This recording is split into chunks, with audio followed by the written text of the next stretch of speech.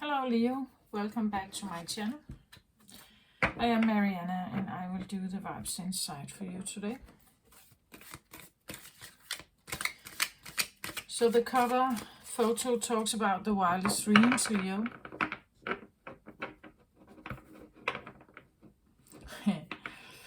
And you, Leo, you are,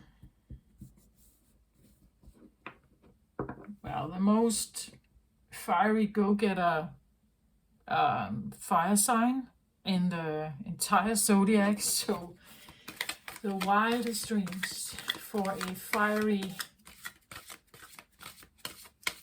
spotlight seeking,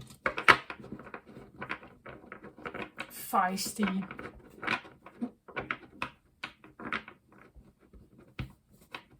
I want to say charismatic also, because there is usually some kind of glow around fire signs. A glowy, I would say sparkling kind of energy around the Leo. Or I want to say all fire signs, but I think that starting with Aries, Leo, Sagittarius, right? But from Aries to Leo, it's different. From Leo to Sagittarius, it's different. But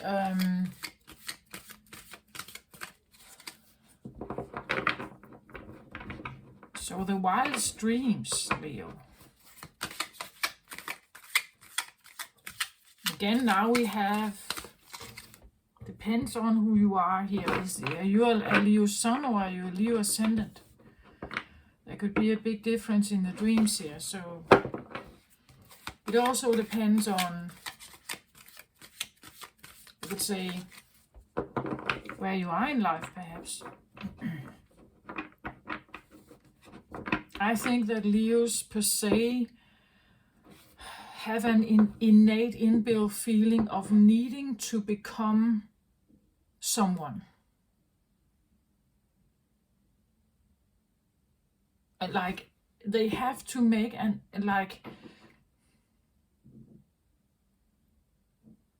get your name in the history books, right? Or build something very big so your name is in the media. You have your own statue, like people know your name throughout your country or throughout the world. There is something about becoming, I don't know, larger than life, but there is this, and maybe that's the wildest dream, but maybe you can't really say that out loud. That may seem a bit too egotistical or something, right? But let's have a look. Let's have a look at this. But somehow, because I always get that in my readings, I always get a duality aspect. It could also be the entire difference or the entire opposite. That you couldn't care a difference, right? That you don't really care about all that stuff, that it's, or you get it actually. You do get the fame, you do get all this stuff, and then you figure out it's not what you thought. Or that you want to escape it. Like you want to escape a pressure that has been put on you, perhaps. Or you feel a kind of pressure and you don't want it. Let's see what kind of dream I get here. Overall, underlying energy for Leo here. Let's have a look. I feel like I get either or. Like either you dream of the fame, you dream of the biggest, I don't know. And again, there's this idea that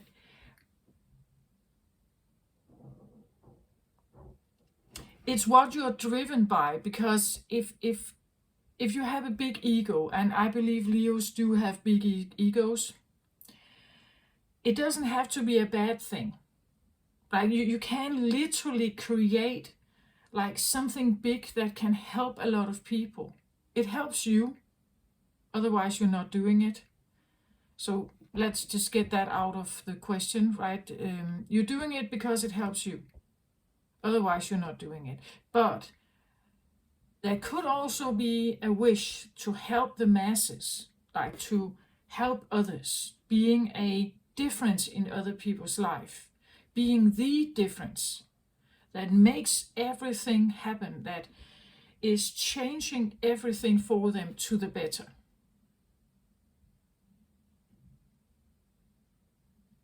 Or perhaps to the worse.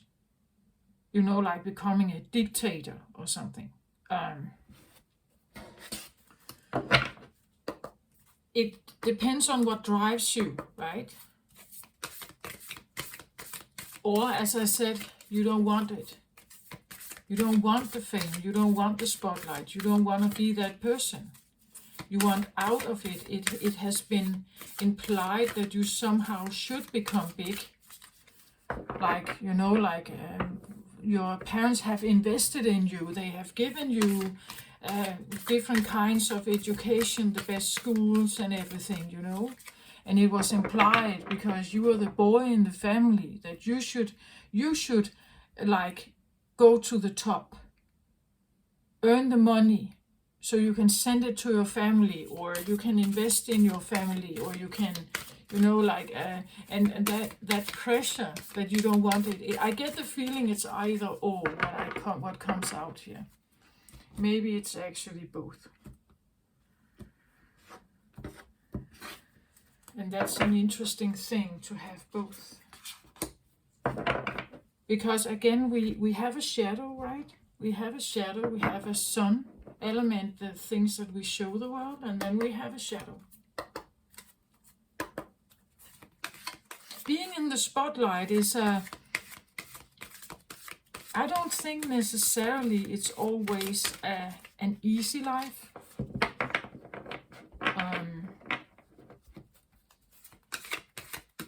I think those who are trying to build up that kind of life for themselves on online media like Facebook and others, right? That the way they need to present their life in order to be interesting enough to build like a selfie life, you know, become an online celebrity or something. I don't think necessarily it's that easy. Like, you have to look good all the time. You have to maybe have expensive clothes, or you have to like it's otherwise why should people look at you, right? To be a celebrity, you have to somehow stand out. There's something about you that needs to be special. Otherwise, you are not a celebrity. You're just plain. And I've said that I made a reading for every zodiac sign way back that I called DNA memory or something like that. And one of the things that I remember was with Leos were that they are afraid of the little man. Like, they are afraid of becoming this insignificant little plain Elaine person. Like, that nobody sees them, that they are invisible and they have no real impact on the world. Like, that would be like a missed opportunity, right? A missed, like, something about them is totally missed. Like, being small and insignificant is and invisible, and like making none or almost no mark on the world, or having no influence on anything really, is a deep fear. And I think that it's, as I call it, DNA memory. It's like it's embedded in your memory. Like, your DNA memory tells you to avoid that by all costs. Like, that is disastrous for a Leo. So whether you know it or not, whether it's subconsciously hidden or something, I believe that is one of the things that Leos are constantly, you could say, confronted with, right? The little man, like, or woman, but the little, the small, the one who has no impact, the one that is almost invisible, has no impact at all. Being impactless, that is like a no-go for a Leo. And then again, maybe rather having impact in a, if you can have impact in a good way, where you're supported, you may want to have impact in a, you could say, bad way, right? A bad way.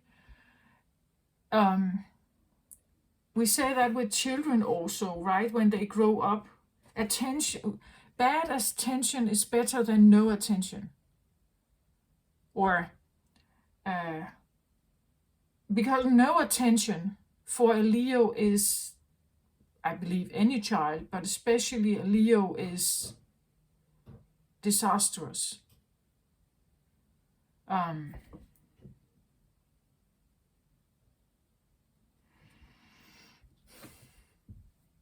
But I also believe that it's, well, in the animal spirit deck that I'm currently not using here, the Leo is known for being a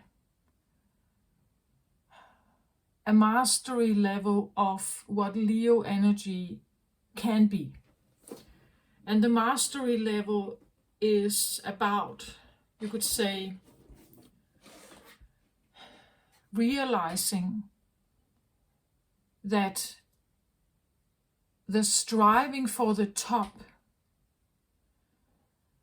yeah, it can be for selfish reasons, for gaining a lot of money, becoming a millionaire, billionaire, or again, getting your name and picture in the paper and everything, in the history books. But at a certain point, when you get to a point where you have all the money you could ever imagine you have for several lifetimes, there is one thing that never stops for a Leo also. It's at some point you are dying. At some point you're not here anymore.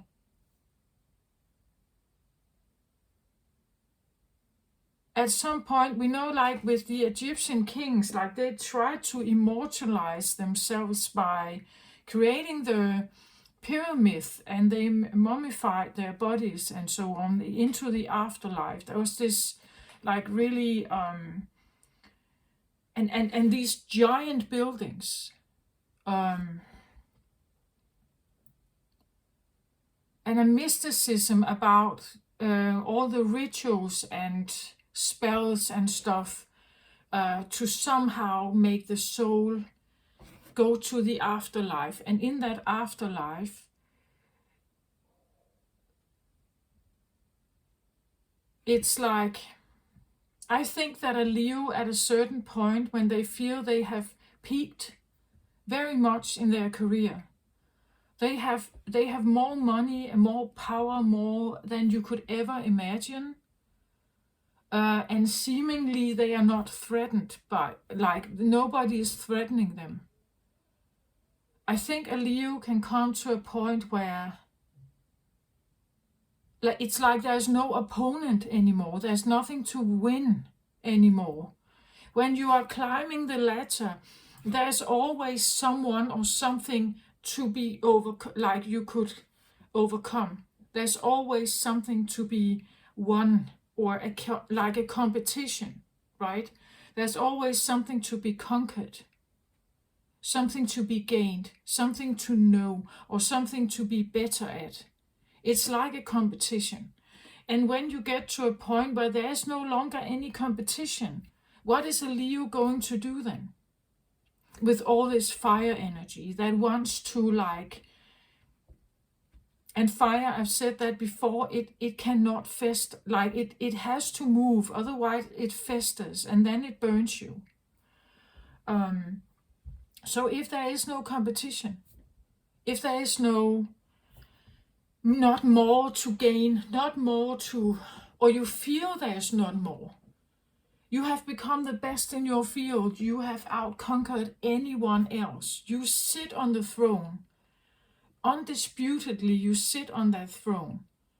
What does a lion do then? I believe that they find other areas that they have not been interacting in, and then they start the climb again. And when you do that, you get to see other sides of a story. Like you get to feel small again.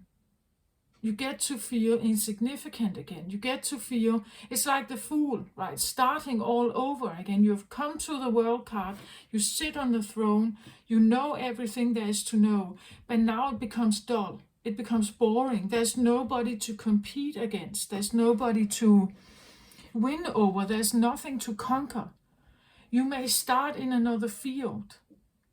And sometimes that it humbles you to do that, right? Because from being at the top of something, you are now standing at and you're the novice. You're the novice now in a new area. You're the novice. And there are so many more who seems like they are the gurus. They know everything. They are very successful in this field. And you are now the novice. You will eventually rise, because a Leo always does. At least a healthy Leo. But this idea of sometimes starting over again and humbling becoming humble about, wow, I just felt so like unbeatable. I just felt I have sat in a position where I felt so unbeatable, so like a master. And now, because I focus my attention on something entirely different, I feel like a novice. I don't know anything about this. How can I consider myself being a king here if I am not also knowing this? And life offers you many opportunities to look at different things, right? That you could potentially also master. Potentially you can grow with this. Potentially you will figure this out. And this fire you have, it must be used for something. It's important to stay active somehow. An inactive lion is not good. Like if you can't move your body, if you can't do something, you have to do something with this fire energy here. It's very yang, it's very go-getter energy, it's confident. Again, if you are healthy, it's confident, it is practical, somewhat practical. At least it wants to be able to do something. It wants to be in charge also. There's definitely inbuilt leader potential, boss potential in the Leo. Definitely. Again, the little man out of the question. And when you become the little man. Like when you are the novice, you become the little man.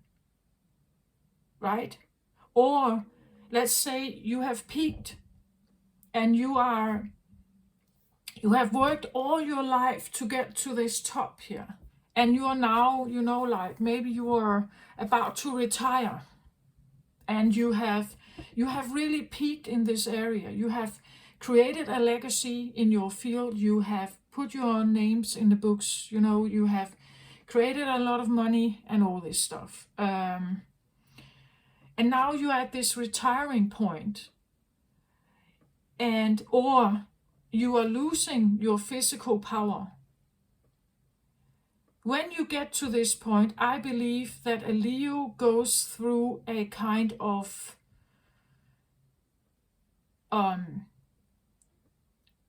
like a divine encounter, because you are now faced with the little man. Like the potential of the little man is getting closer and closer and closer, right? A Leo that ends up laying in a bed when they are 90 years old and then cannot move and they cannot do anything, that is like a horror film. That is the horror film of a Leo, right? That is the little pathetic man that can do nothing for himself or herself, who is a nuisance, who is now someone else's burden. I think that a Leo doesn't want to be someone's burden. Like they want to be able to be big and admired and adored and worshipped, and well, maybe that's a bit, maybe not all are saying that, but they want that. That it's inbuilt. I'm just saying it. I'm the one saying it where no one else is maybe saying it, right? I'm saying it. That is me. I'm saying it because that's how I am. I'm not really sugarcoating much here in that way. But if you have followed me on my channel, you know that. I'm just saying. And I know that if you go out there and you want to apply for a position, if you say, yeah, I'm the best, I want to go to the top, I don't care how, I will become the leader of this company. Well, and great ambition.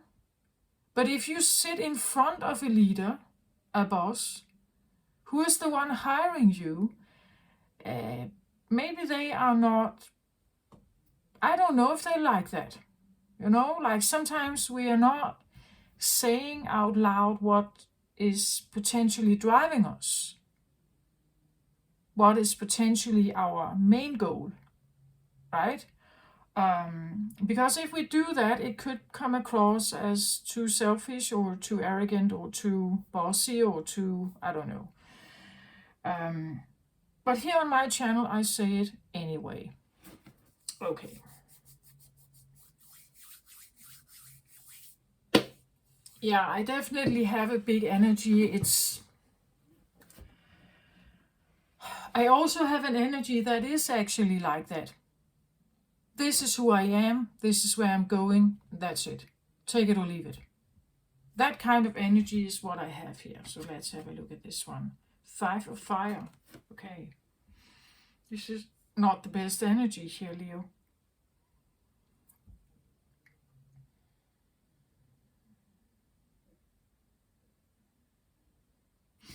Fives are not the best cards in tarot.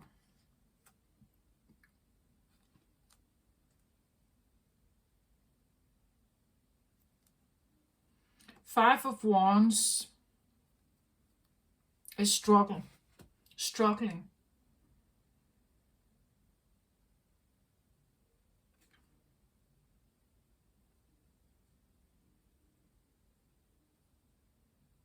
And this could go I want to say it's an imprint that's in you that for whom I'm reading for here, that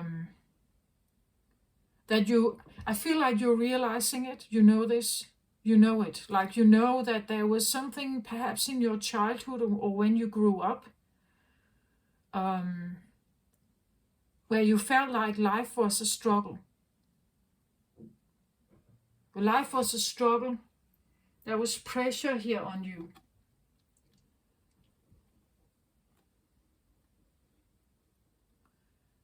Five is usually a card of where you're losing something, like you lose the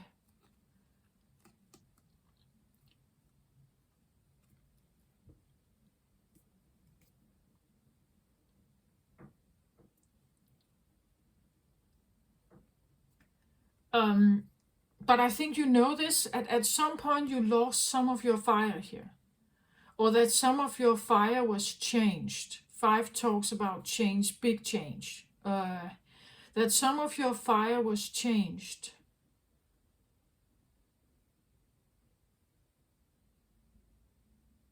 I could call it polluted also, right? That it was, I feel like changed, like it was changed into something else.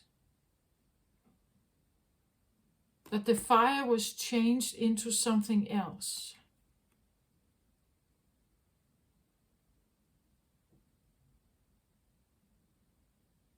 And what it does is that from being like feisty and fiery and brave and outgoing and everything, she now sits, I see it a little bit like, you know, like her wings from being fluttery and up here, they are now just, like she's losing more and more confidence in her fire, I want to say. So she becomes more inactive. Instead of fluttering around like the other butterflies there, she now sits here. Again, the 5 can suggest that it's a loss of fire or a change of fire. That some of your fire was lost, some of your fire changed into something else. And it means that you don't have the same, like, core fire.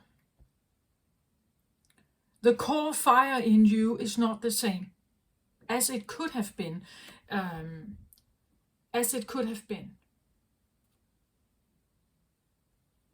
It changed into something else, or it got lost somehow. And this is overall energy, so this could be what you're facing right now, that you feel a loss of fire. As it's changing into something else. As I said, if someone is retiring, or any other situation, let's say you have an accident or something, right? That for some reason you're losing, or it's changing. That you're changing the fire into something else because you can't, let's say you can't be physically active in the way you normally were, or maybe this happened all the way back in childhood, so you have never felt you had like significant amount of fire, like it, or you had fire to a certain potential and then it dies out, right? Then you give up halfway or something, that it dies like that. It could also talk about, I want to say, because I think you know this, like you know something about this, you know your energy level is influenced by something. Maybe you have a memory, maybe you know what this was, maybe you know exactly what created the bump in the road for you, or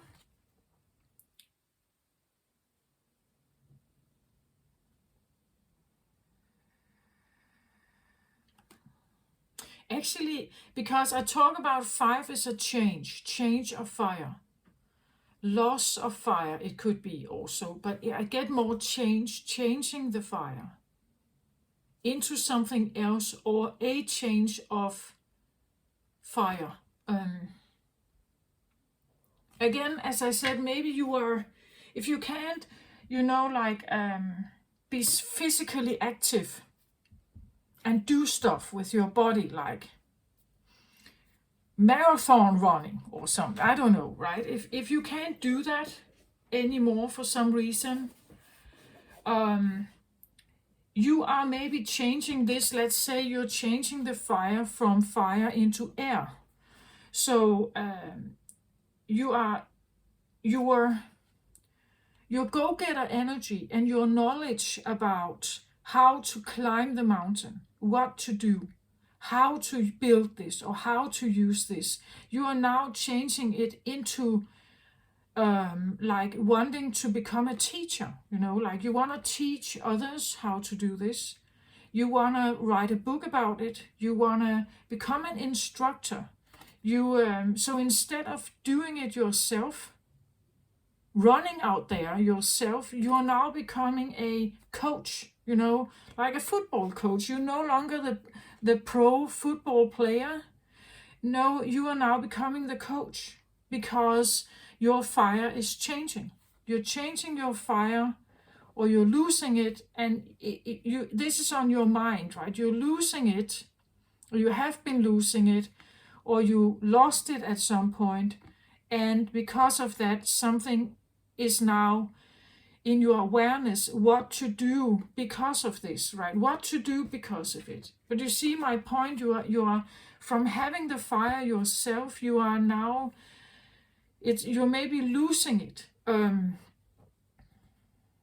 or changing the fire into something else. The fire could also be like a temperament thing, right? You know that if you have a lot of aggression here, the five could talk about losing some of that, like losing some of the, like, like becoming like highly reactive in a situation and angry or whatever. You are somehow losing some of that. Or it could be also in general, fire is life force, right? It's life force energy. So it could be the feeling you're losing life force energy, you're losing the inspiration. Could be a loss of motivation also. I no longer feel the fire for something. I no longer feel the fire for something. Fire can be attraction, passion, lust. It could be that I know some women, when they are in the menopause, I know that some of their sexual energy is going down. Like it's a hormonal thing that changes the body. So from being vibrantly sexual active to having almost no libido, you could say, or at least the desire to follow a passion is kind of lost or changed, or you realize that you can't follow it, like you can't do the same thing you used to do, or you can't uphold the energy as long as you could. Maybe you never could. Like maybe, as I said, maybe this change happened when you were very young.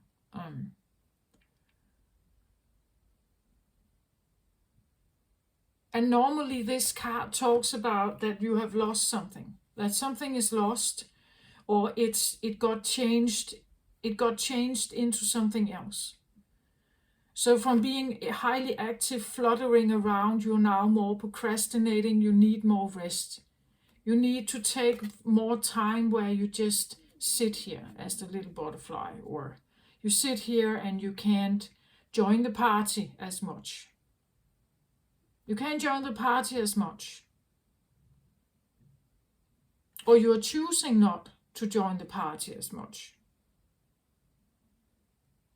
Again, I believe that when a fire loses their fire, you could say, or if a Leo loses their fire, this is like a it's actually devastating. Like I think it really shocks them also, I think, because they have not thought about it. Like all their lives they have always been energized unless something vital happened to them, right? And when you start losing this is a disaster, right? It's because it reminds you of the little man that you can become now. You become the little man, and others are now flying and fluttering over you. Like others could surpass you now, right? They can surpass you. And that makes you the little man. It makes you lower, smaller, insignificant. And that is disastrous for Leo. They need the attention. They need to be able to create or do something that makes them attractive, a celebrity, someone to look at.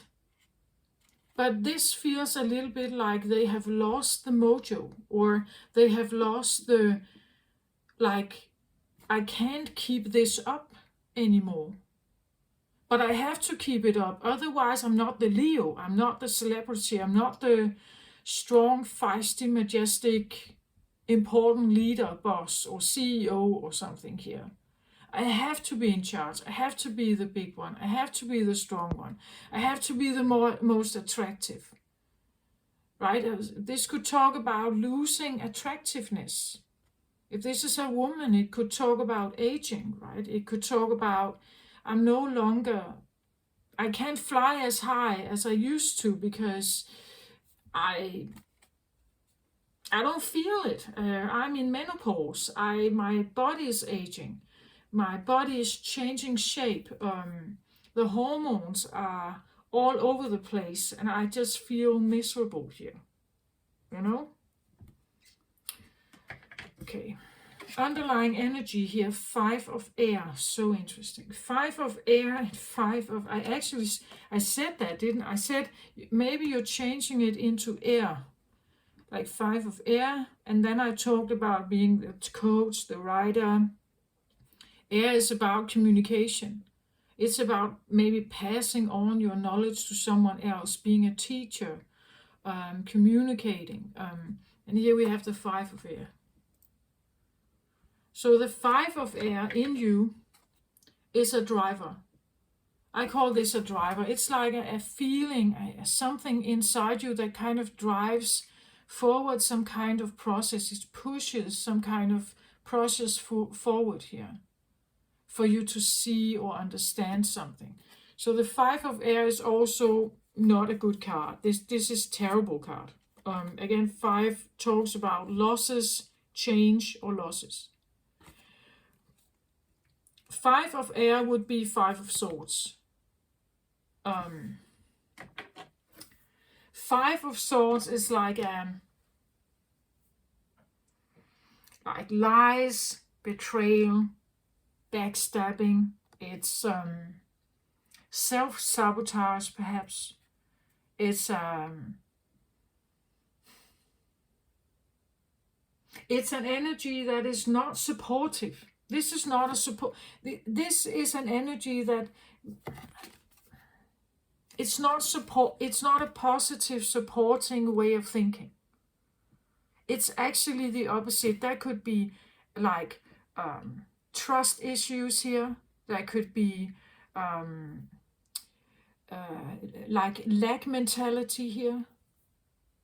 That's the 5, right? It talks about like drastic change, losses, like the potential losses, all mind-created thoughts that can lead you into a scarcity mindset. I would say this is a scarcity mindset, a lack mentality, a mindset that keeps someone small, because they think about all the disasters that potentially could happen. This is the what ifs. What if this happened? What if that happened? What if... It's also the ought and should and could. I ought to do that. I should be doing that. There could be shame and guilt here. This is something that drives something forward. So if you have this, a way of thinking that is like this, of course you sit like that. This puts a stopper to your fire. Right? If you have all the like consequence thinking here, or you think constantly about consequences and disaster here. What could go wrong? Then you will also not have. You will not know how to make your fire burn more brightly. Every time you have an inkling about something, oh, I could do this, your mind comes in and says no, because if you do this, this could potentially happen, or this could potentially happen, or this could potentially happen, or you are not clever enough, you are not good enough, you don't know about this, you know, you have no education here, you are not capable enough, you are not. It's a self-sabotaging, scarcity, lack mentality, downward spiraling thinking pattern here.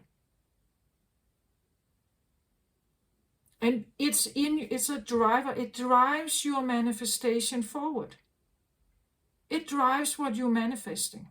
So if this is your normal way of thinking, subconsciously or knowingly, consciously, maybe you know this, maybe you don't know it. But if this is driving, if this is your normal way of driving, this is what you're manifesting. And it means that you don't know how to put your fire to work. Every time you have an idea, you are closing the idea down instantly by thinking about the potential consequences.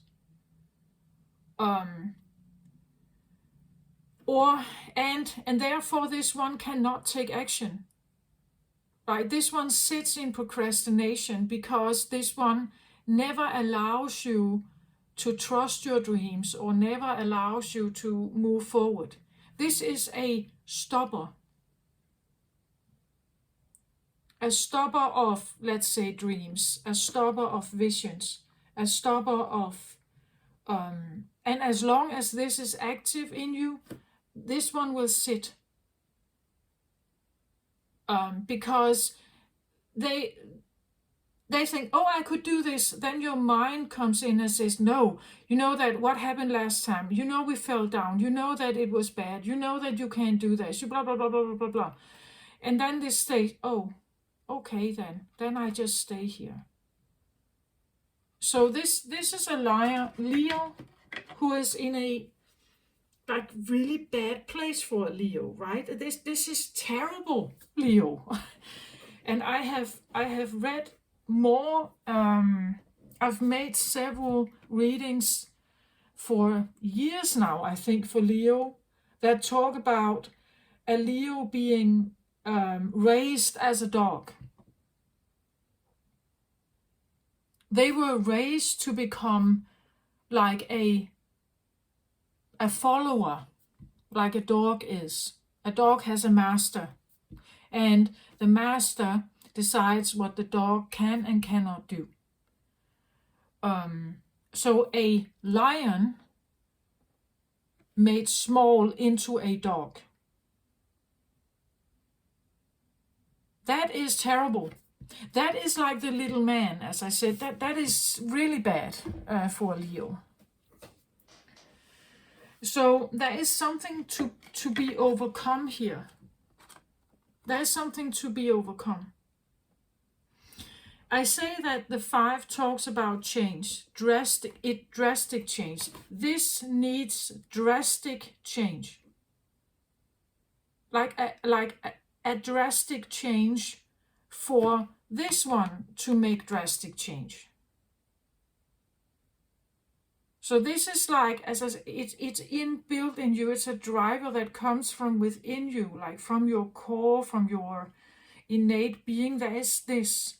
And most of us have grown up with this. Like we have grown up with having caution, right? That we have to have caution. And well, that's not necessarily a bad thing. But if this becomes like over-controlling caution, then you will end up procrastinating. You don't know what to, if you're losing. It loses the way you think here. This demands so much energy in your body to be on guard, to overanalyze every movement you make, every person you meet, every situation you're in. If you overanalyze like this, potentially, eventually, you have no power left to actually take action. Because every time you start a fire, it's killed instantly. Every time you start the engine goes out again with this. Do you get this? Like it's This can be an inbuilt, as I said, it's a driver in you. It comes from within.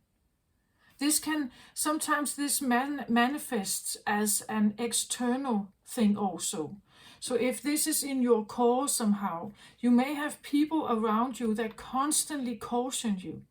Like, oh, yeah, no, that's a bad decision. Yeah, but that's a terrible investment. You shouldn't do that. Have you thought about the consequences? And what about the tax system? And, a naysayer here. This is a naysayer, right? They say nay to anything.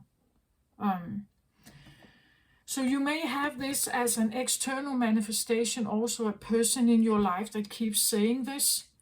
But otherwise, I want to say it's also like something that drives a process forward here. It's potentially now what drives a Leo forward here. And that makes you sit like this. Maybe you know this, like maybe you're aware of it, that you know that something is prohibiting me from taking action. Something is stopping me from becoming big. So that's also an interesting thing, because this one may be in your awareness because of something. As long as this is alive, you cannot become big. You understand? As long as this is here, you cannot grow up, you could say. You cannot become a mature Leo. You will not take action. You will not go into leadership. You will not do that. What could be a good factor about this? Maybe we need to approach that as well. Why this? Because in that case, this is a protector. Then this would be a protector, right? That this could be, don't go into leadership. Don't go into leadership. Rather sit as the little person here. Don't go there. Why could this be a good thing? How could this potentially be a good thing for a Leo? As I just described, they are striving for the throne. They want to get to the top of the mountain. They want to sit with the throne. They want to have the spotlight. They want all that.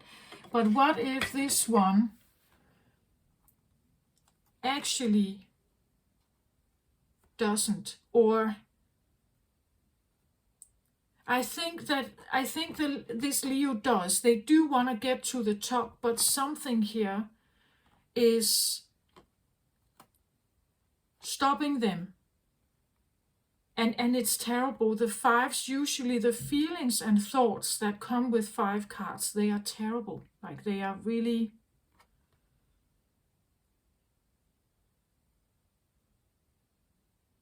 And this is fire eating you up. That's what I want to say. It's terrible, terrible energy. So, and that's, again, as I said, that would be like a horror film for a Leo. So why should a Leo choose that? Again, if you keep this alive, there is one thing that can talk to this advantage. And it is that maturing and becoming big, owning your own power, standing in your own light, going where you want to go, and stepping into, like, again, power and everything means responsibility. It means that you are now in charge of your life. You are now in charge of the decisions. And not just a decision, it's a leadership decision. It means that if I stay small here, someone else may take care of me, right? If I'm not in charge here, if I'm the one who doesn't know, or if I keep myself out of any kind of leadership position here, or growing up, like maturing and growing up and like taking that I'm in charge of my life. If I don't do that, if I protect myself against that, I can also not be conquered.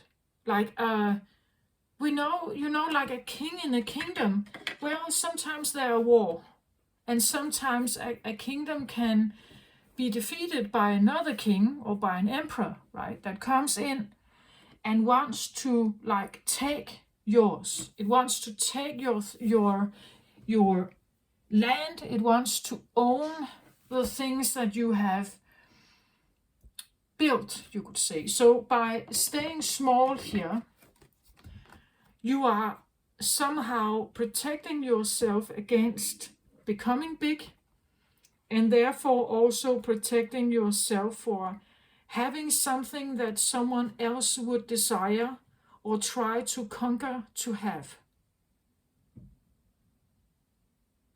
You see? Like, so someone staying small here, not taking responsibility, becoming more of a procrastination energy, or a follower. I sit here until someone tells me what to do, because then potentially I will not have responsibility. Again, as I said in the beginning, if you are, let's say you grew up in a country where many people are poor and your family has saved money to put you as the eldest boy in college, to have this education and to earn more money so that you can send money home to the entire poor family. It means that you now are the sole income provider of maybe your entire family, right? And because you are that, the responsibility lays on your shoulders. And maybe that feels like too much for you, like maybe you are not sure that you want that, or maybe, well,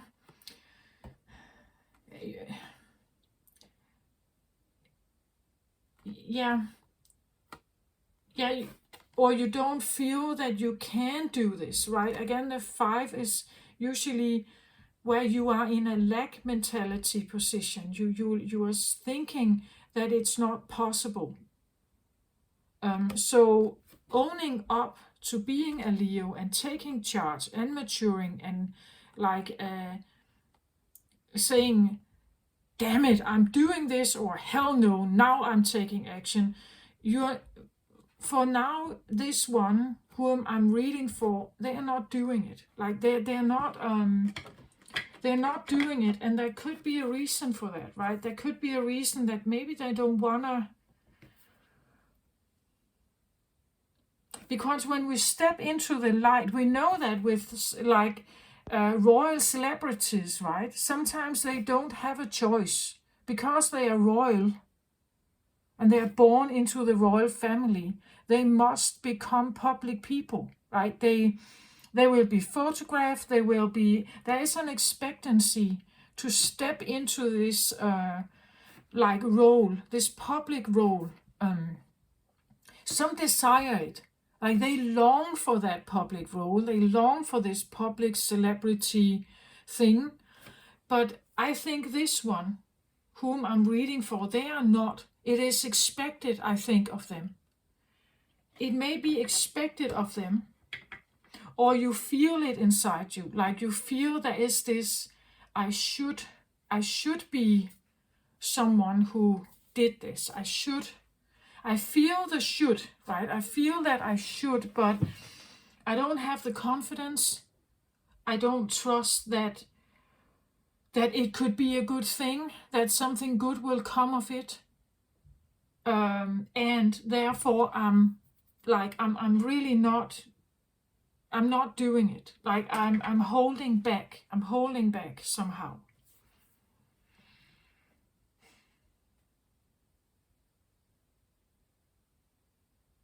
So this could be the feeling of like an inner voice that is trying to protect you from something.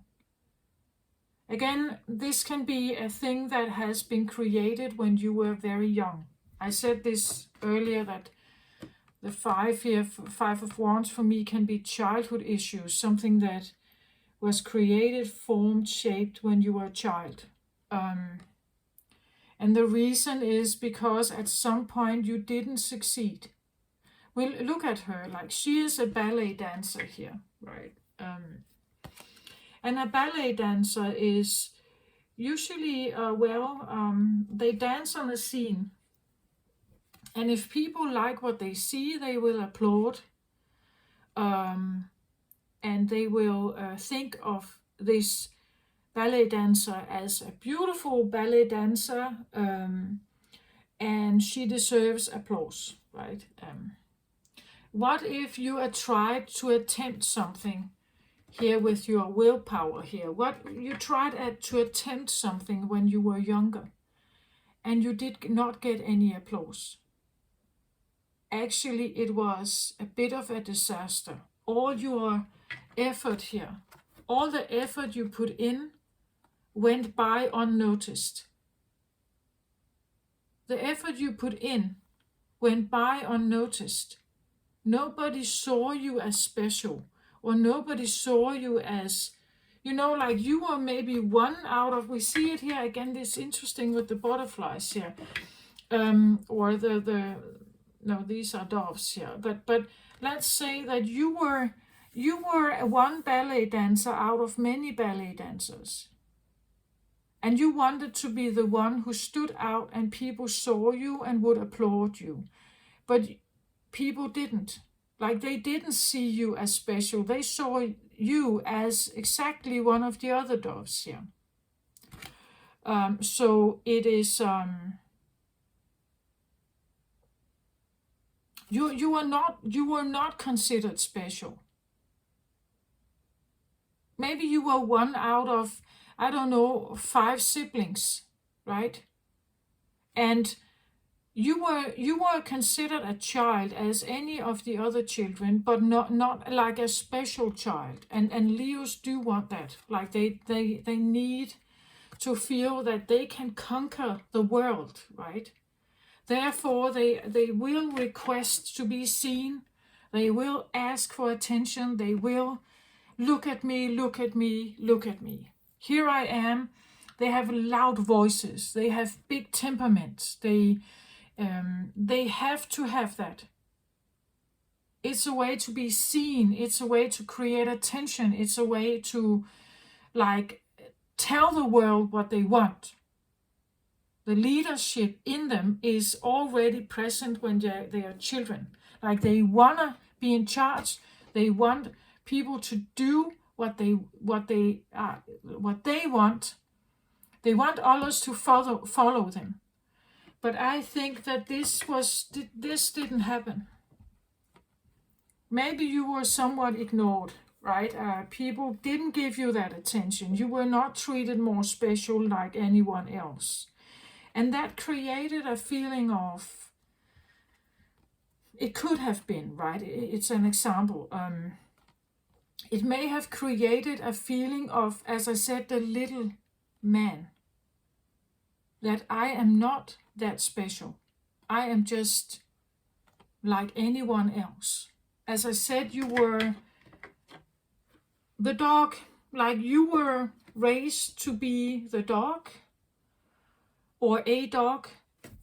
Like the other dogs, you have a master who tells you what to do and what not to do, and you were just one out of several here perhaps, and you had no special say.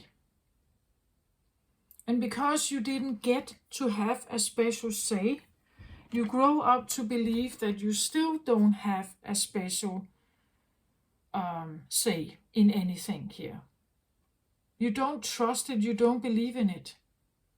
The fire was polluted, as I said here. It wasn't even trained. Like your fire wasn't even trained. It wasn't given space. It wasn't allowed. It wasn't...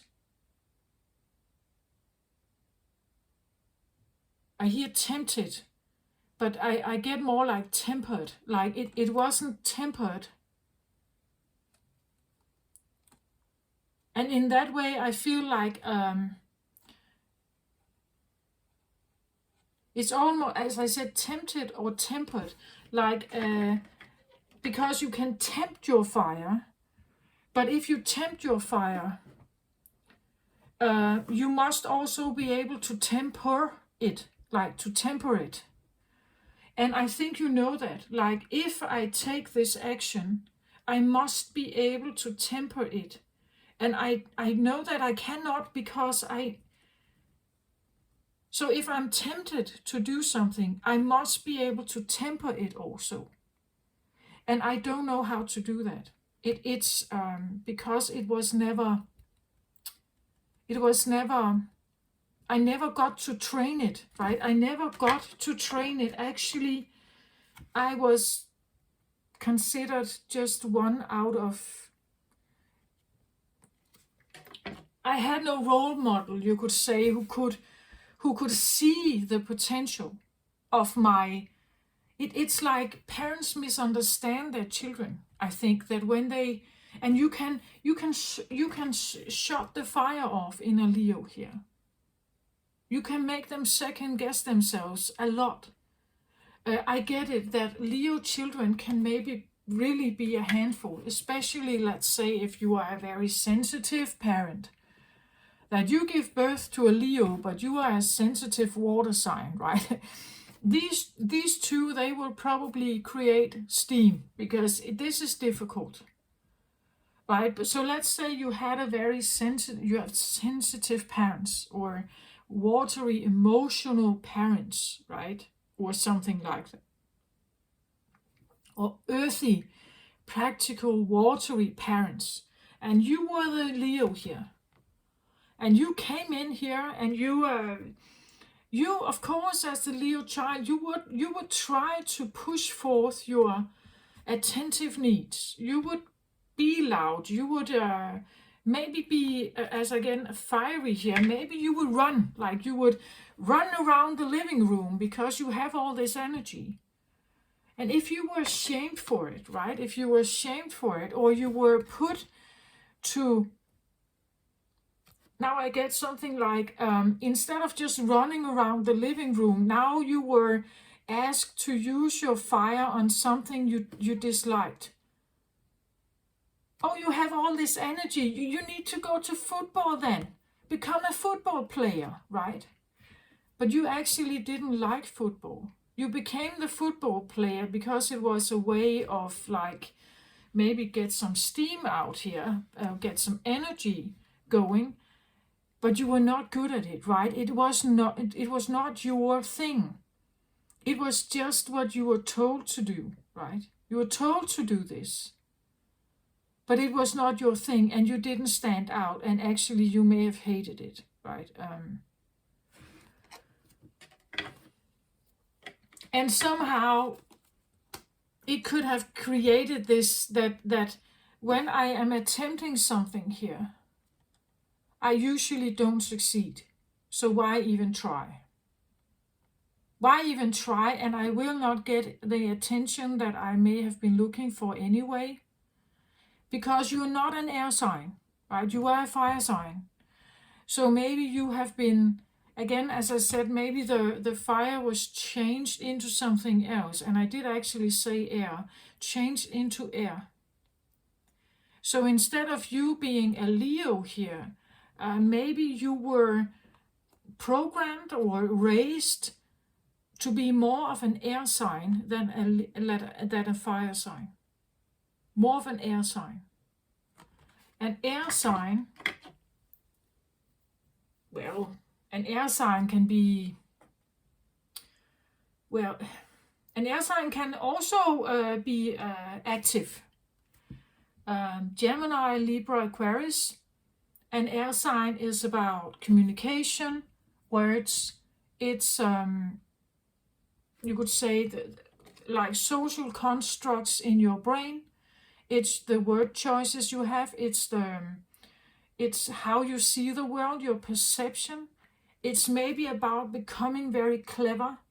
Maybe you were raised to become clever and I want to say light also, because the air elements usually there is a sense of, I see that especially in Geminis, right? Geminis, they like the easy conversation. Easy, sometimes a bit superficial conversation. It must be easy and light and funny and in that process you cannot necessarily show anger, right? And fire can be angry or aggressive, or the air element. Look at how it's like she's supposed to look like a dove, like a white, feathery, fine dove here. And nice, again, friendly. I see the white dove as like a peacekeeper, right? It's a symbol of peace and harmony and lightness. It's not an aggressive, now I hear vocal, like that's German. It's not but vocal. Vogel in German is bird, right? But I heard it as vocal, and vocal is also air. Maybe this is singing, right? Maybe you were singing something like the swan dance, like something maybe you were more raised to think like the white dove. Be a peacekeeper. I have had this before in Leo energy. I believe I've had this before. Being the peacekeeper, being the one who gets make everybody satisfied. Like be the beautiful little dove here that dances through the room and makes people, that lightens people's day. That kind of feeling. But actually, if you are raised to become that one, how does that combine with a full-blown Leo? It doesn't combine. And therefore this one sits and procrastinates because it doesn't know, it's like you are a Leo that wants to try to become a fluffy light dove. And it doesn't work like that, right? You cannot be a fluffy white dove, like in your subconscious mind. This could be the feeling that you always have to be like a good person, a light conversationer, keeping things light and bright and shiny and easy and don't make a mess, keep the peace, That this is what drives you forward, but that makes you sit. That makes your fire sit like that, because the Leo is not necessarily a peacekeeper, right? He's a leader, and as I said, he climbs the mountain, and in that process, he is in competition. He's fighting something. He is fighting for something. If you are raised to become a like a peacekeeper here, a light peacekeeper, the peacekeeper is not interested in competition. Then it's not interested in competition. It's not interested in. It wants things to be light and easy and fluffy and easygoing and clean and honest, perhaps, and something like that. But this one doesn't necessarily, like the fire energies, they need a sense of competition. They need a bit of like there is something to be conquered, right? There is something to fight for. There is something to to get out of the chair, right? There's something to get out of the chair and get moving, right? That's the fire. Fire wants to move like that. But this is this fluffy, easy, no, we just have this harmonious fluffy, easy, peace dove thing going on here. I'm the peace dove. La la la la la. I just fly here. La la la la la. And I easen everything out. And if you were raised to be this one, and the 5 could also suggest that you chose to become this one so that you wouldn't, you would, it would be an easier life if I did that. I would not get backstabbed. I would not be overrun, right? I would not be conquered by any. I cannot be, if I am a peace dove here and I don't engage in competition, I cannot be conquered. Those that engage in competition, they can be outdone. They can be conquered. They can be, where if I keep myself just like this, no, I don't like competition. That's not my thing. I don't think that's not for me. I stay away from it.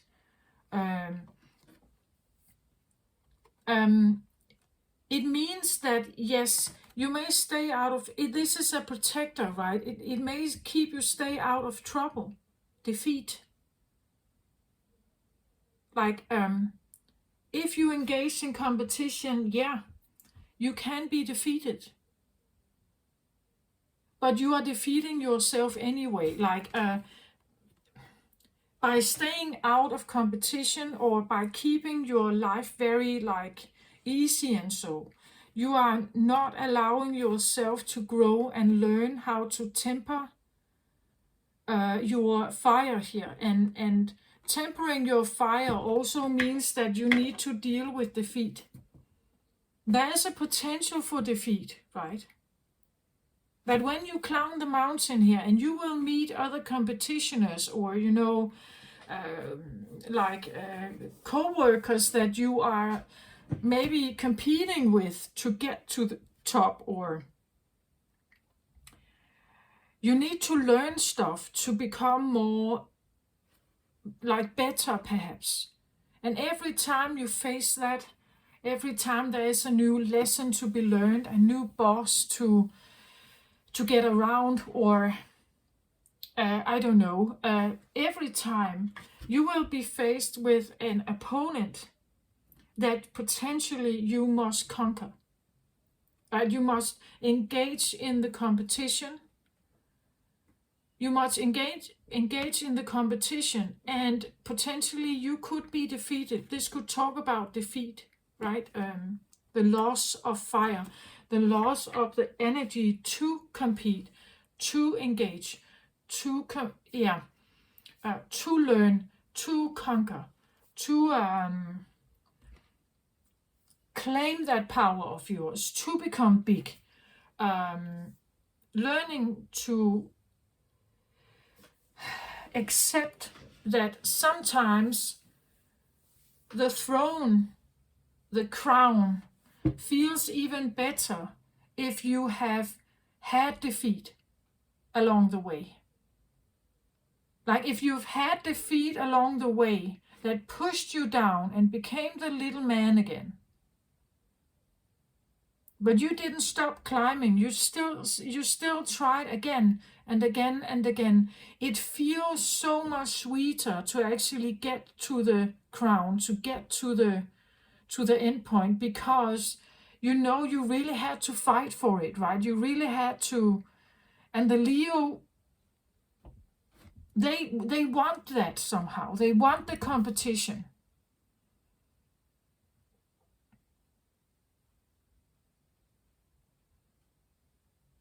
To become the best marathon runner, I don't think that's best for Leos. Your body construct is sometimes different. But let's say you are a weightlifter then. To be a weightlifter and you are competing in the Olympics, and you would, if you, let's say you start lifting weights, and within a year you have already gotten to the point where you can defeat in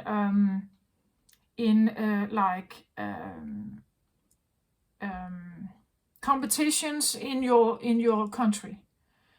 And within half a year, you are now ready to you have made such good results that you are now chosen as an Olympic competitor. So within 1.5 years, you have gotten to that. And you go right through the Olympics and you win everything. Well, that's great. But it's not the same feeling as if you have worked 10 years on your diet, on building your muscle mass to like lift the weights that you really want to lift, become really focused and disciplined about like, this is my goal, right? I have this goal. And it becomes sweeter every time you have a little success. You make attempts and know you didn't lift enough weight. There is still someone out there who's better than you. This competitioner, this competitor here is your goal, right? They are making you thrive to become at their level. Because there is someone else, something else out here that seemingly is better. And you find yourself having defeat because of it. Because there's something else here, you have defeat because of it. It can be like, it can really like make your fire burn even more to want it, right? To want to get equal with this one or even surpass them, right? So a Leo, I think, needs these milestones of like feeling success. Like this, the feeling of success is sweeter if I really have to fight for it. But at the same time, I'm building, like I talk to my friends about it. And every time I have a success, I talk to my friends about it. I talk to my trainer, my coach. I do all of this stuff. I'm engaging in all of this to move to the top, right? But defeat can really be something that Leos are not. They hate defeat, I think. But defeat is also at the same time a motivator. Like it can throw you down and it makes you miserable, but at the same time, it's also a motivator. But if you at the same time have thought patterns that say, I cannot do this, I'm losing, I will never get to that level, it's potentially also better just to stay where I am. This is easier, this is more fluffy, and potentially I'm better off as a peacekeeper or the cheerleader of someone else. I'd rather be the cheerleader here, and then I leave others to become the football players, right? I don't think that it's a good thing for you, Leo. Yeah.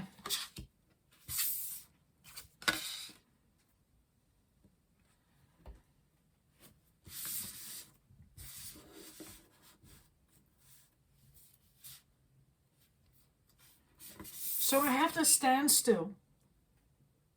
That's what I feel like with the 5 here. It's like a procrastination.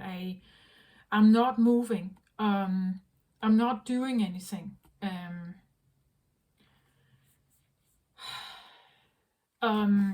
Or things are not moving. Things are not moving. The standstill with the world card here talks about like the world card is a finishing. Like this is a finishing off. A very happy ending, it says here. Coming full circle. Spiritual growth and insight. That you have come to a point where there is now standstill. in whatever that means for you, right? It could be, as I said, if you are retiring, you have come to the point where I don't know what to do now. Like, it's like I'm in this void or something. I'm sitting at the top. I'm looking at the sundown or the rise or dawn here of the sun. And I sit here. But there's nobody to compete against. There's no much more to do. I have no competitors. I sit at the top. I don't know. There's nothing more to do. It's like I've come full circle of something. There is no more to fight. There's no more to fight for. Again, spiritual growth and insight is you've come to a point where there's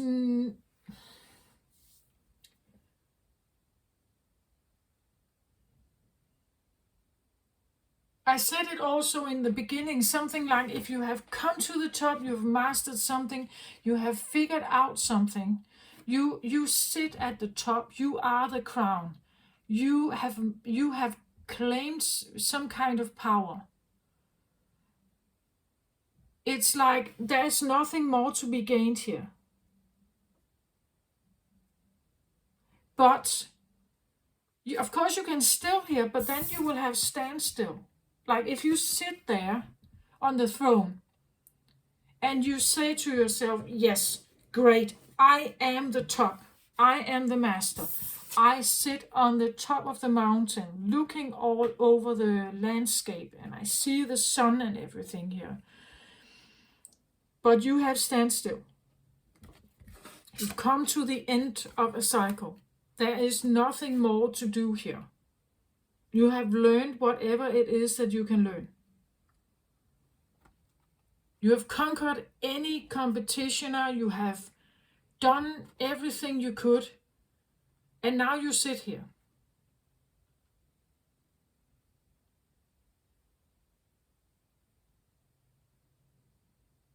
And the world card kind of indicates that you have realized this, right? That it's like there's nothing more to be done here.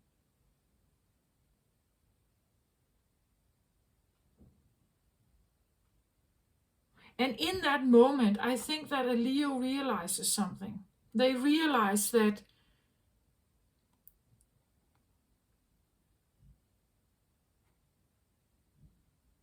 coming to the top and being on the top is actually not necessarily satisfying by itself. Yeah, maybe it's nice. Maybe you have, like you've earned a lot of money or something. You have a very stable home or something.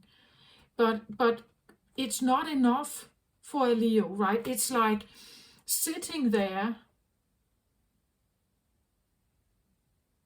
knowing what it took for you to get here. To now sit in a standstill feels like a vacuum, right? It's like a...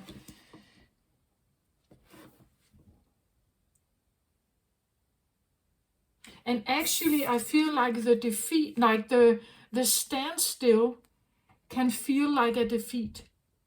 Like if something is a standstill, it feels like a defeat. It defeats something in you, right?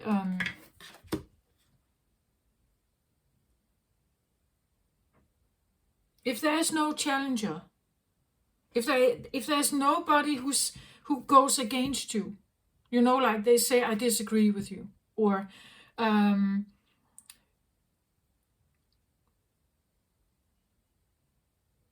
this can actually be a little bit like a meltdown, right? It's like a...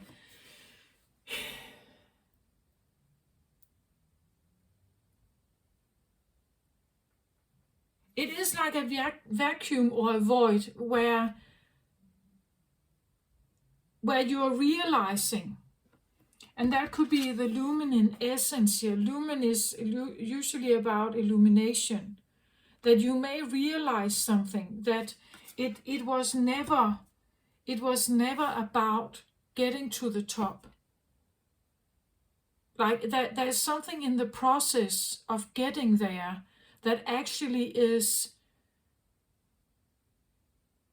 much more interesting for the Leo. Getting there and sitting there and having the standstill, that is a defeat. Like that feels like a hammer to your face, right? That is not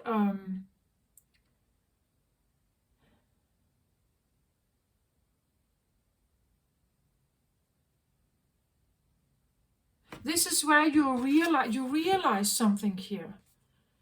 A luminescence here is something, it illuminates you. Again, maybe you sit here alone, right? You sit on the top here and you sit here alone, and you have conquered, you have defeated, you have done anything here to get to this end point. But still, sitting in standstill here is not, you have come to the end. As I said, maybe it's retirement, maybe you are leaving work, you have come to, and you are completing here. You're coming to a full cycle.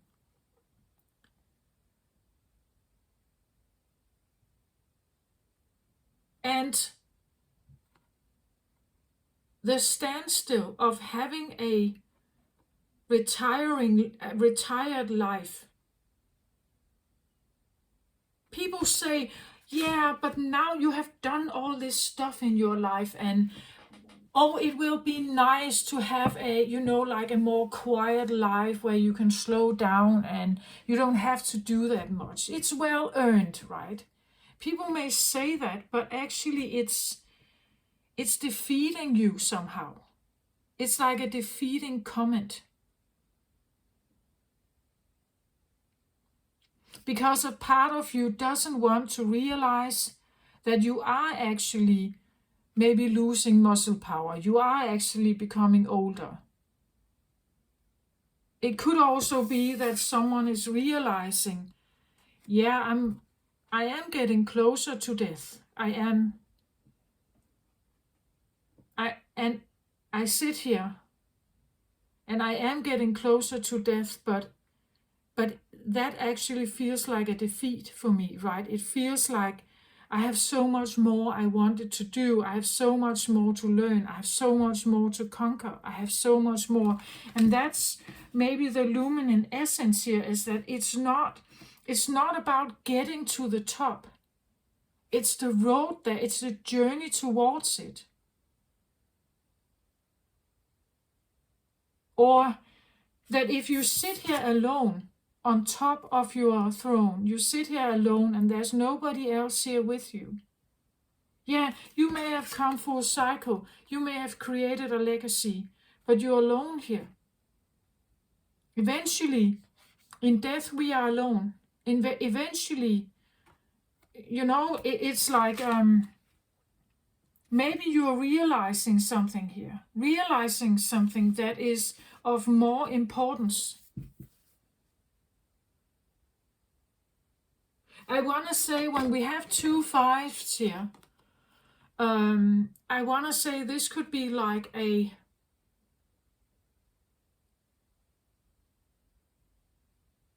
heard strike. I also heard stroke.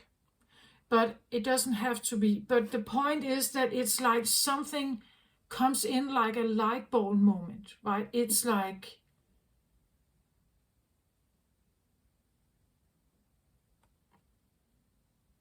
it's like a realization of something.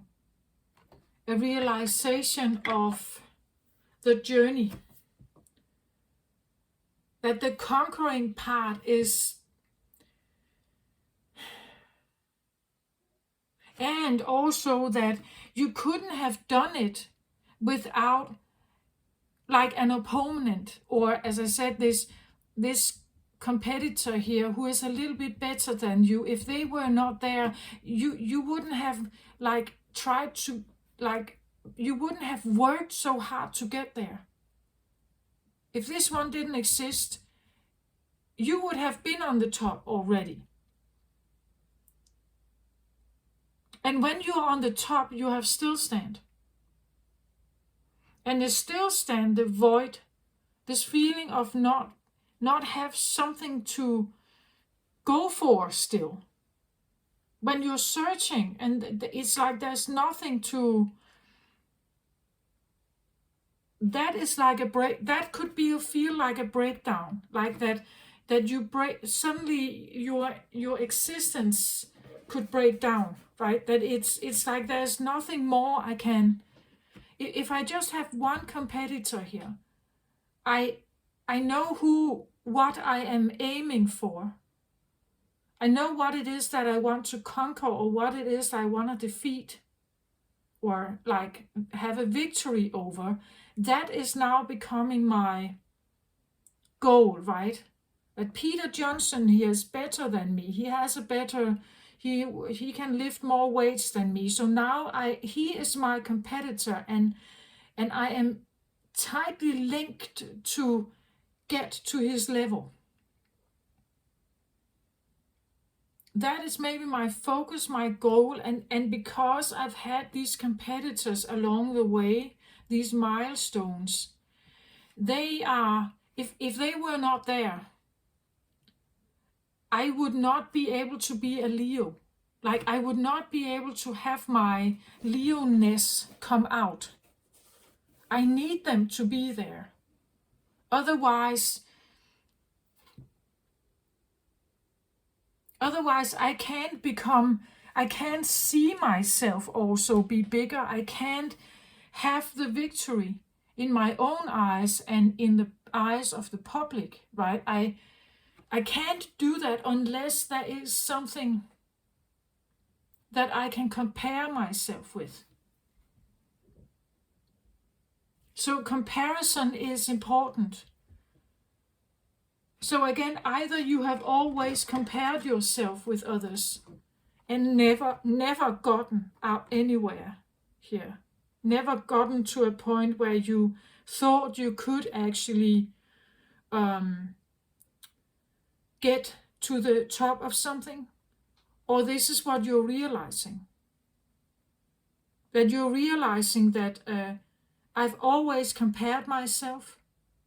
I've never felt enough. I've never felt like I was a Leo. I've always worked very hard to become the Leo. It wasn't inherited like, a royal birth. The princess birth is birthed into, or the princess birthed into the royal family, and they get the crown already just because of their parents. I don't think, it's not that kind of Leo I'm talking to. This is one who has been working for their milestones, right? They have had these milestones, and every milestone you have compared yourself. Every milestone you were wondering if you would ever be good enough to get there. And I think that eventually either you did get to the top here, and in that moment you realized that maybe it wasn't at all worth it, like the still stand is actually killing you, right? The still stand is killing you. It's like you need, the luminant essence here may mean that I need to start again, or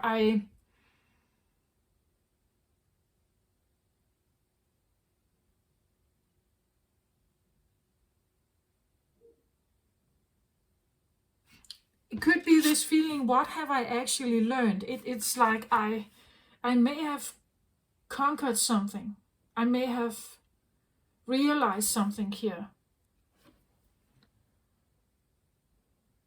I may have realized a goal in my life. I may have gotten to the, but I sit here alone.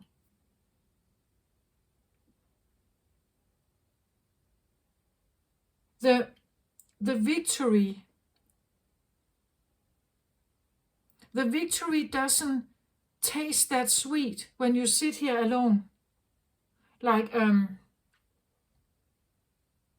as long as you have just one competitor and you know you are competing like this, you're going like this, right? As long as you have, it's like almost like they are your friend, but they are also your strongest competitor at the same time. So they are friend and enemy, right, at the same time. But if you have no enemy,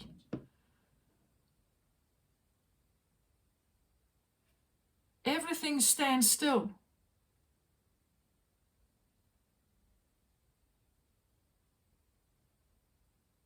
And when everything stands still, it's like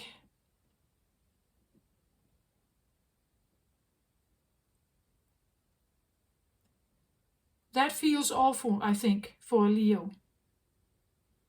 But I also want to say in that moment, a Leo can ask themselves, why is it that I feel awful? Because my competitor is not there, or because my inspiration, the one I'm constantly trying to measure myself up against, or like, why do I feel so miserable when they are not there? If they are totally out of the question here, why do I now feel miserable? Why? Because we have 2 5s here. Why do I feel so lost? It's like there's no goal. Like there's no mojo to keep going. There's no reason to. And in that moment, you find some kind of realization here. It was probably never about the end goal, actually.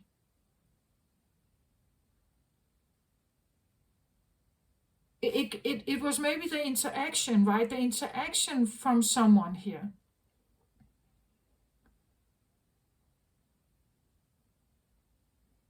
You know, like let's say you are a boxer and you have been like on a long like a road of a boxing career, and you've had the same coach along you all the way, and you have been following, you know, like there were other competitors, other competing boxers, and actually you kind of grew up together, right? You were children boxers at one point, and you may have had children competitions where you boxed Peter Johnson, right?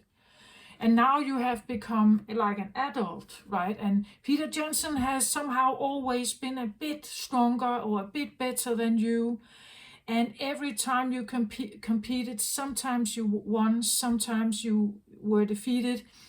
But you have seen him as like the closest, you could say, like your strongest competitor somehow.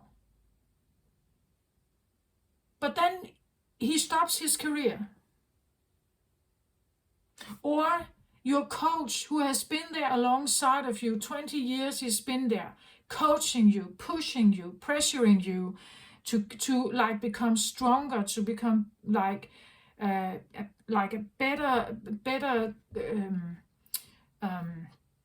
body condition, right? A better like a technical boxer and so on. They have pushed you. They've really like push you to the ringer of something here, to get you to like really show the best you can. And then they suddenly die, or they retire, they move to another country, they get out of your life. Then it's like, but I thought you were with me to the end, right? I thought that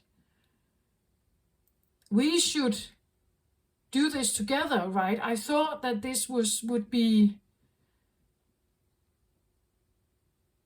you know, like at some point I think that the still stand of something pushes a Leo to look beyond, like look beyond the relationships that they have had that has shaped them towards what it is that they have become now. And in that process also realizing I couldn't have gotten here without them. And that could be a realization here that I couldn't have gotten there without them. So there could be like a deep appreciation for the competitors, for your coach, for other people in your life that may have pushed you or somehow like wanted the best out of you. But now, because they are not there anymore, you may sit like this, right? Not knowing exactly what to do now. Or maybe you are realizing, if this has been a thing all your life, that they have tried to push you to take action, but you never did because you felt the pressure was too big. You changed into something else they may have liked, but you never took that action. But it feels more like someone realizing that the still stand here, the still stand is a defeat. That in itself is, as I said, like a horror, like a horror movie. It's like when there's nothing to do. Again, this can be a situation where let's say this is a person you're dealing with, but you can do nothing to help them. This has come full cycle. There's nothing you can do. No matter how powerful you are, Leo, how strong you are, how big of a network you have. If you're dealing with another person here, who maybe is, let's say, terminally ill, and you can do nothing but sit here and talk to them, you may realize how small you are, actually. Even though you're big, even though you may be big in certain areas, you may realize that there are things in life that you cannot control no matter how big you are. And in that process, realizing how small you are. That could also be the luminant essence, how small you actually are.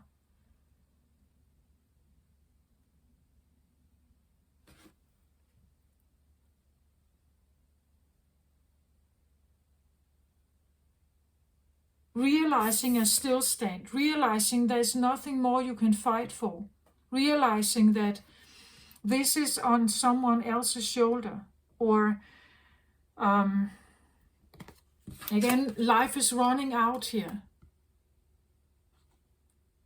They or another person is in a still stand, like they are not progressing, they're not taking any kind of action, they are not maturing. They are not taking matters into their own hand. They don't reclaim their own power. They sit in a still stand here. And you realize how defeating it is to watch someone sit like that. And you don't understand it, right? Because you are a competitor, Leo. You would do anything to try to conquer something, or to like that. It's inbuilt somehow.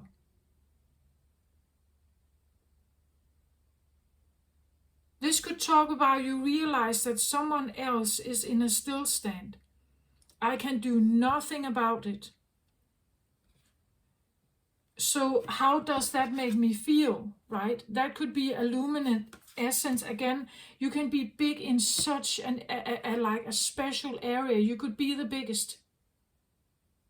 You could be the most competent, the richest, the most knowledgeable. But what you are facing here is something entirely different. It's like a new area, or something where you feel like really you have no idea. You have no idea how to fix it. You have no idea how to take action. Nothing is helping. And that makes you feel small, right? That makes you feel like the small man. That it puts you in a state where you are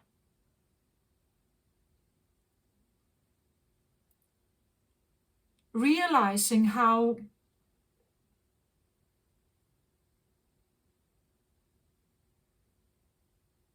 all the work you've done, all the time you have invested in something, it doesn't matter.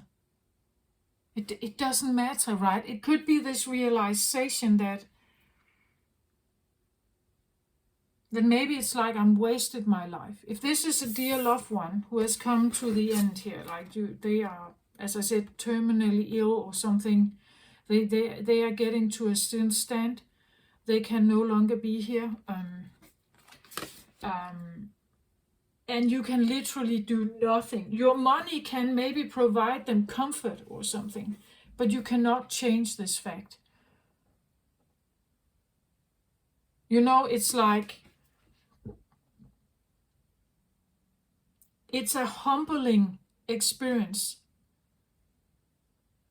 to come to the still stand.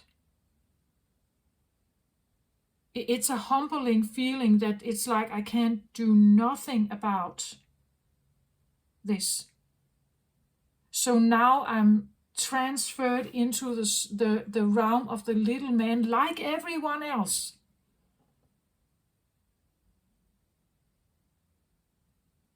Like everyone else. And I can do absolutely nothing about it. So I'm the novice. I'm the newbie. I have no idea. I don't know how to fix this. I don't know how to conquer this. This is not my field. I don't know, right? And having that standstill, I don't know. I don't know how to fix this. I don't know how to do this. Even if I have all the effort possible in me, the resources, I can't change this.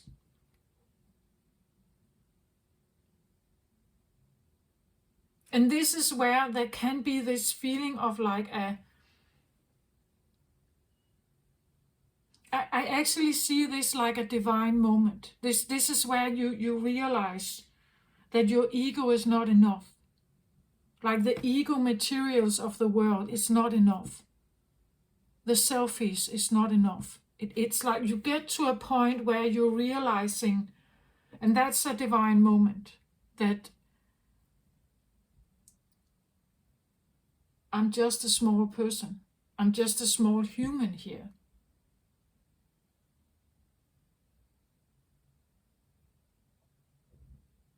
And even if I get my books in the history books, as I said, eventually I will die. Eventually I'm not here. It could be someone like really facing, like tuning into the idea of dying. And having this moment where you're realizing how small you are. Like you can't do anything about it.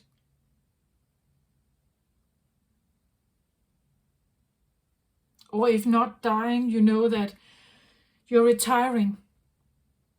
And you see that others take your position. Someone young, right? They take your position. And because you are now in this standstill here, people slowly but surely forget about you. Now the company is run by someone else. Now their name is on the door. Now their name is on the internet page, not yours.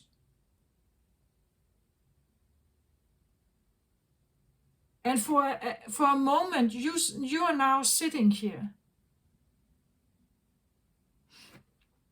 The world, this idea that everything that I have created, it's like it could crumble. All this stuff that I have built, all this awareness, all my name is out there. how much I have done, how much I have invested, how much I have, like, it's replaced. It's replaced. It falls, it's like, it's almost like it doesn't exist. As I said, now someone else's name is there. Now someone else is number one at the boxing list. Now I get this like reference to what is that called, that film? It is a Pixar film years back about this motor racing car. That red one. And he is slowly but surely getting to like becoming a big race car. And he gets an assistant, or he gets help from a grumpy old race car called Doc. Oh, what is it? It's called Cars, I think. Just the movie is called Cars, I think. And it's this ambitious, young, fiery red, but also inexperienced race car that comes from nowhere and suddenly becomes right into the spotlight. And he gets so drawn by all this attention and all this stuff that he almost neglects and disregards those that have helped him from the get-go. And Doc actually has been a very successful race car. But he has become a grumpy old race car, retired. A long time ago, he was like other names took over. Other drivers, other cars got popular. He has these old golden statues in his dusty garage. And when this main character, the red young race car, sees those, he gets real excited. Wow, you won that! You won this race, and you are like you were that race car. Like suddenly the name pops up. Suddenly, and Doc is this grumpy old. And he doesn't really care about the rewards. He doesn't really care about them anymore. Because, as I said, this is what he's realized. Like when he gets out, and he's no longer like the top celebrity, like photographed with the pretty women. When he is no longer the one who can keep performing to a certain way and keeping his competitors away from the number one, the gold medal, somewhere along the road he got surpassed. And his name slowly but surely evaporated into the history books, into the old, and nobody really cared about him. He lived a simple little life in a little village where people hardly knew him. They didn't even knew that he was a former race car. Like he was hiding his old profession. He wasn't talking about it. It's like a forgotten chapter of his life. And he was surpassed. And he chose to become grumpy and old and distrusting. He saw what that world did to him. He saw how he got manipulated by the medias and by the coaches and by all the money people behind the races. And he saw he saw all of that. And that could also be what this is, like you realize that something, that you have been part of some kind of game where there has been lies and deceit and manipulation. And maybe that's why you no longer want to be part of it. That's why you get yourself out here.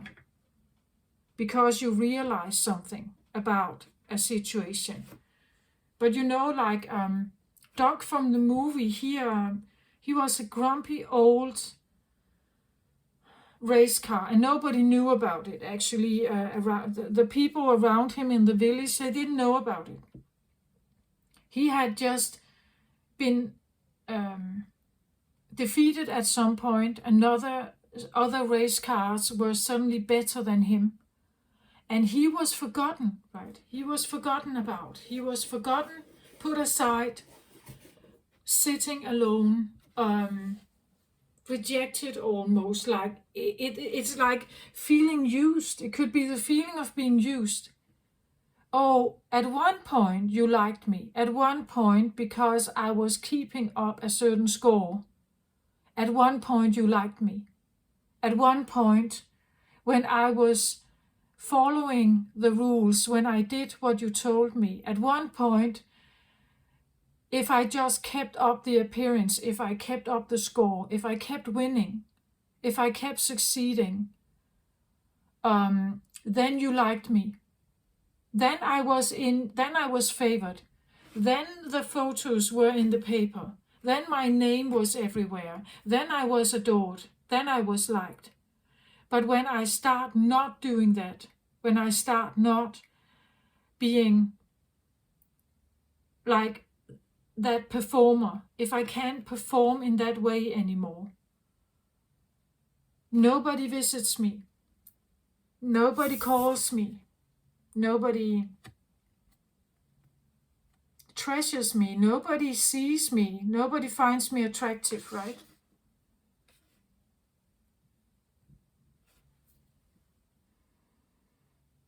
Realizing something about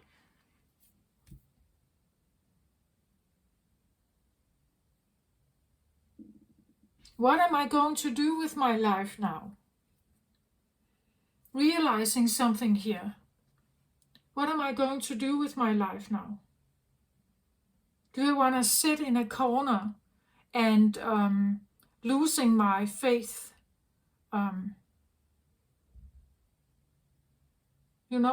Or do I want to use the knowledge that I have still to create value? And if I do so, I want to make sure that the people I invest my time with, that it's that I can trust them, that they see my value, they see that I have something to offer, they see that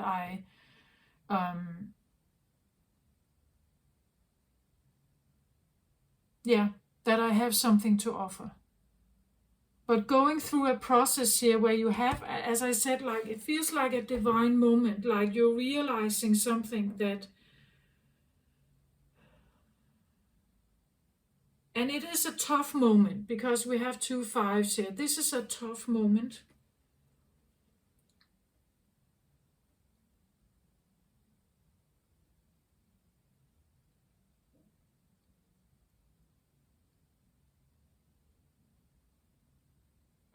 And how do I connect this with the wildest dreams? Because that suddenly comes in now, the wildest dreams.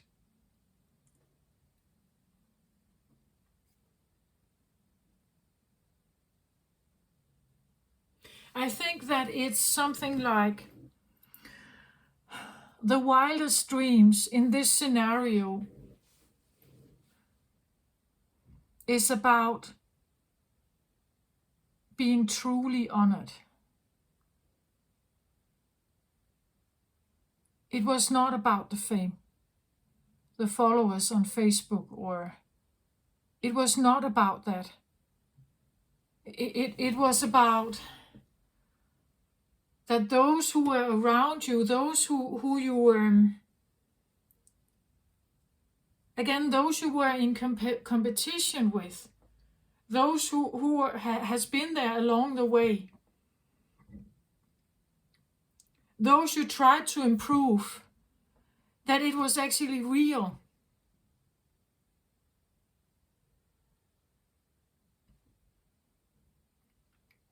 And maybe, maybe it was real in an economical way. You had great success.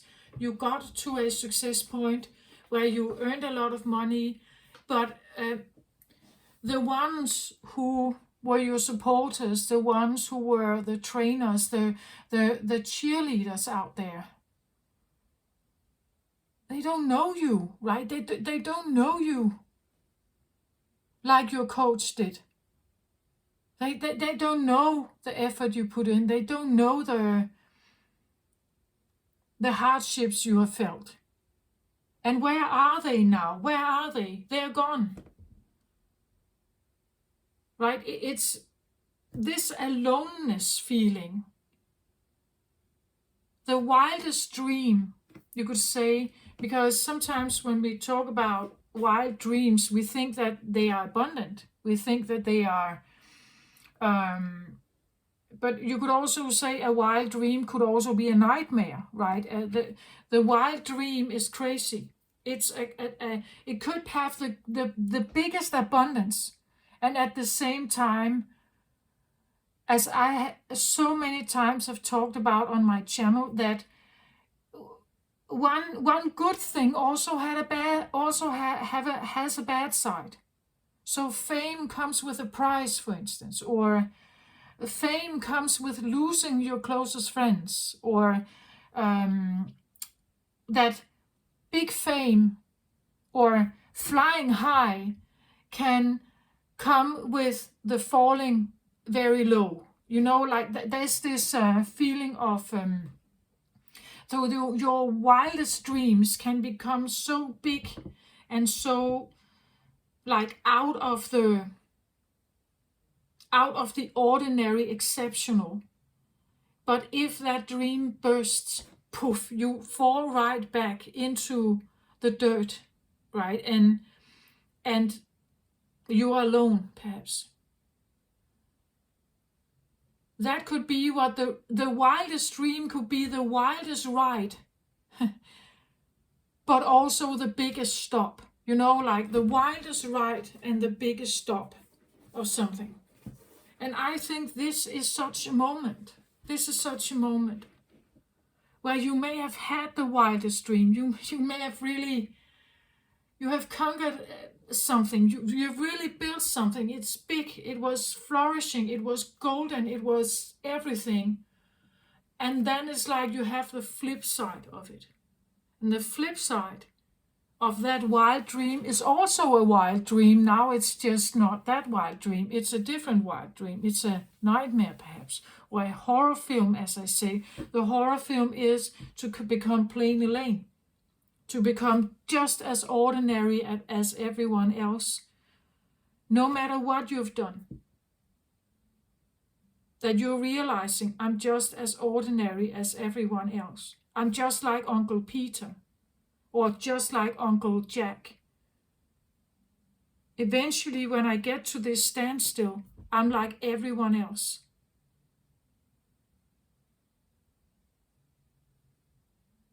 And you know, on my channel, I speak what I get here. Like, this is what I get. I'm not sugarcoating anything.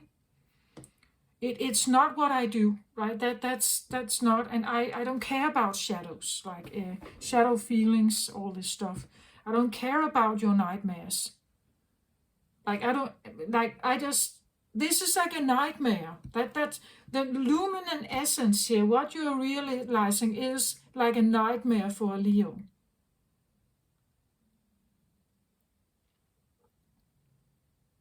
Realizing the flip side of your miraculous dream.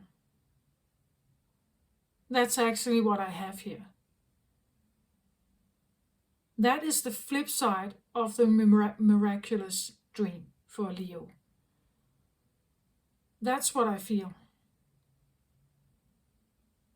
And this is sometimes what makes a very like egotistical, self-driven, very self-absorbed Leo turn into a very spiritual person, actually. And that's the spiritual version of the Leo is what I have in the spiritual, the animal spirit deck. That is the graceful, humble, maybe sometimes very religious, very spiritual Leo. Like it's a total flip of something. I think they are pretty rare, but they are out there. So, okay, for this situation, can I get an advice card, please? So I get King of Ariel. It says successful, stable, accomplished, and powerful. Your plans are working out very well. Professional and financial success, using resources wisely. So when I get this card, it feels a little bit like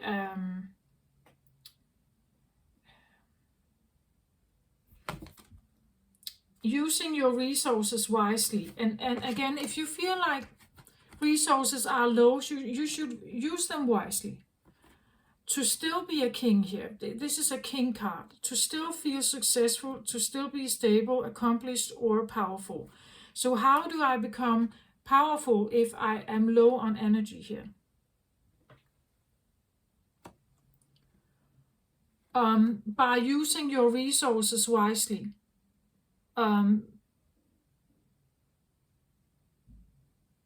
That is a thing, right? That maybe that's also part of the luminant essence here, that you want to use your resources differently than you have done. You're relying on other types of people. You know, that you're realizing that at some point, to still feel maybe active and like that I am the leader of my own life here. I need to maybe relocate. Maybe I need to use my money differently. Maybe I need to use my energy differently. I need to trust other kinds of people. Or again, I need to really like look at my thought patterns here.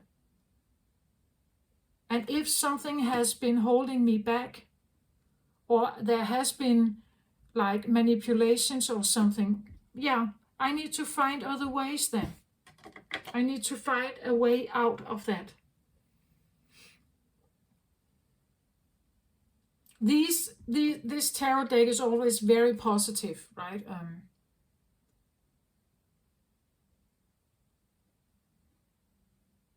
I may need to find other ways to get in the spotlight, right? There are other ways. As I said, maybe you become a teacher, maybe you become a coach for someone. You're not the boxer anymore, but you're coaching other boxers, right? You use your knowledge, you use your resources in that way. You write a book, you become an instructor or something.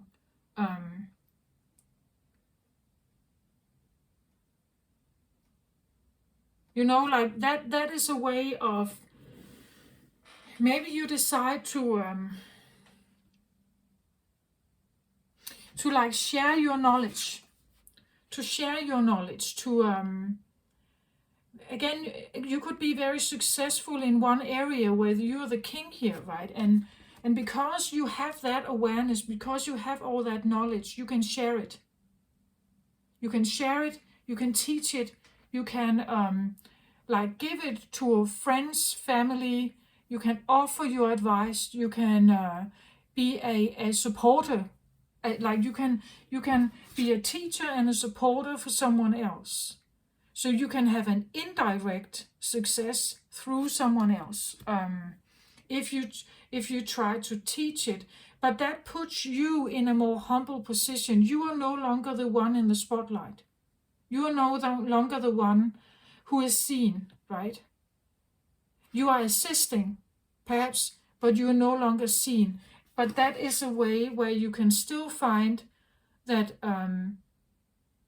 that you are still seen, or you are still, I don't know, you still see yourself as important.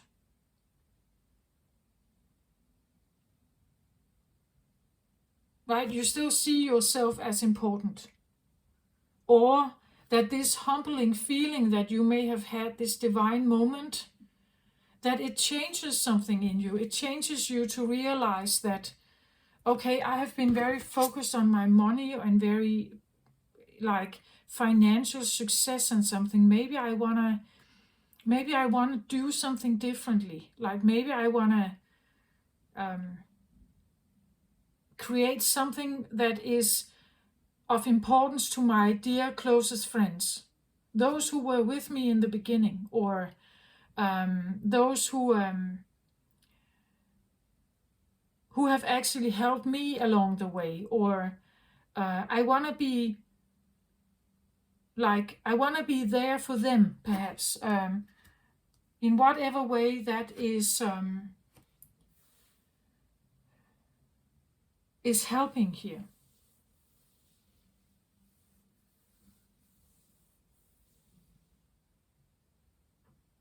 So this is what I have, Leo, for you.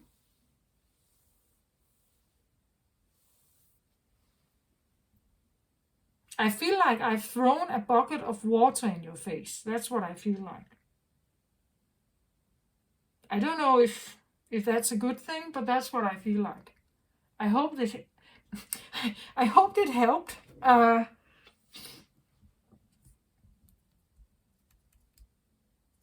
Maybe it was a bit harsh.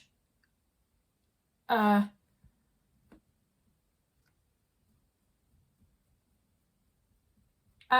not quite sure what you think of it, and it's quite all right if you don't like it. But this is the message,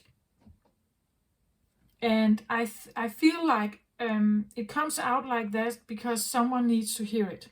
So this is what I have. Take care of yourself, Leo. Love and light to you. Bye bye.